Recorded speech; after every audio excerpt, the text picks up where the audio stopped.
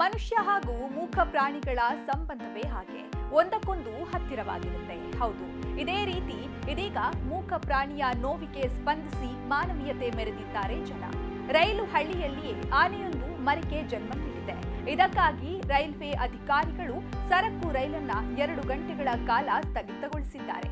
ಈ ಹೃದಯ ಸ್ಪರ್ಶಿ ವಿಡಿಯೋವನ್ನ ಸೋಷಿಯಲ್ ಮೀಡಿಯಾದಲ್ಲಿ ವೈರಲ್ ಆಗ್ತಾ ಇದ್ದು ಎಲ್ಲೆಡೆ ಮೆಚ್ಚುಗೆ ಗಳಿಸ್ತಾ ಇದೆ. ಜಾರ್ಖಂಡ್ನ ರಾಮಘಟ್ಟದಲ್ಲಿ ಜೂನ್ 25ರ ಬೆಳಕಿನ ಜಾವ 3 ಗಂಟೆಯ ಸುಮಾರಿಗೆ ಗರ್ಭಿಣಿ ಹೆಣ್ಣು ಆನೆ ಹೆರಿಗೆ ನೋವಿನಿಂದ ಹಳಿಕಲ ಮೇಲೆ ಮಲಗಿತ್ತು. ನಂತರ ಕೆಲವು ಸಮಯದ ಬಳಿಕ ರೈಲು ಹಳಿಕಲ ಮೇಲೆ ಮರಿಗೆ ಜನ್ಮ ನೀಡಿದೆ.